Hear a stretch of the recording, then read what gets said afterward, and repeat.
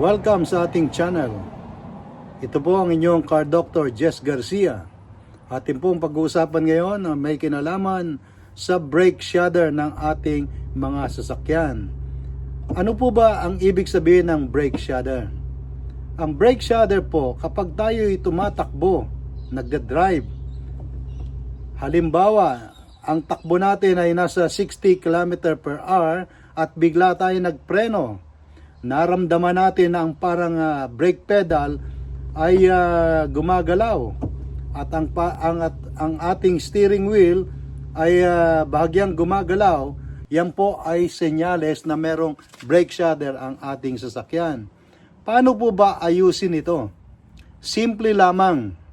Alamin natin kung ano ba ang meron sa brake system, especially dito sa harapan. Ito po ating papakita sa inyo para maintindihan natin. Ito po ang rotor disc sa harap. Okay? Wala pong caliper to dahil nabaklas ko na. Pero ang brake caliper po ay siyang kinakapitan ng brake pads. Ito pong brake caliper na to ay para sa likod. Yung sa harap ay mas malaki. Pero ipapaliwanag po natin kung bakit nagkakaroon ng brake shader. Okay? Ito po yung brake pad sa harap. Kung mapapansin nyo, sa isang brake pad ay merong indicator. Ito po, yan. Kapag ang brake pad natin ay numipis, okay? Numipis at naabot niya itong indicator nito. Maririnig nyo po sa bawat preno nyo ay parang may kumikis-kis. Ibig sabihin, senyalis na po yan na ang inyong brake pad ay manipis na at dapat nang palitan. Okay? So, yan po ang brake pad. Ngayon, dito po yan nakakapit.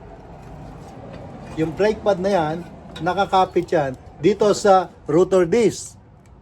Every time na magpepreno po tayo, ito po ay tinutulak ng piston caliper. Okay?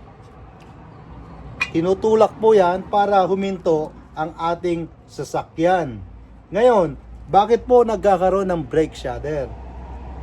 Nagkakaroon po ng brake shader kapag ang ating rotor disc sa harap ay medyo hindi na po pantay ang kain. So, ang reaction po ng ating rotor disc ay gumaganyan po. Kaya every time na magpepreno tayo, ang brake pad ay tumutulak in and out, in and out, in and out.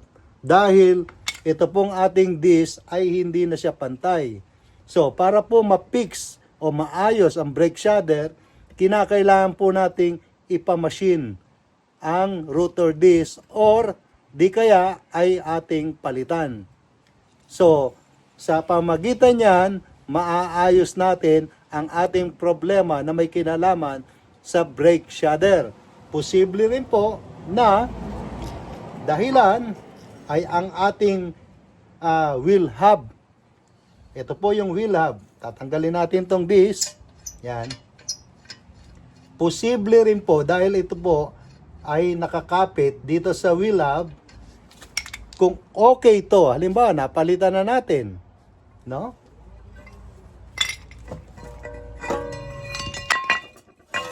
Posible rin po na itong wheel hub natin ay oblong o hindi pantay ang ikot.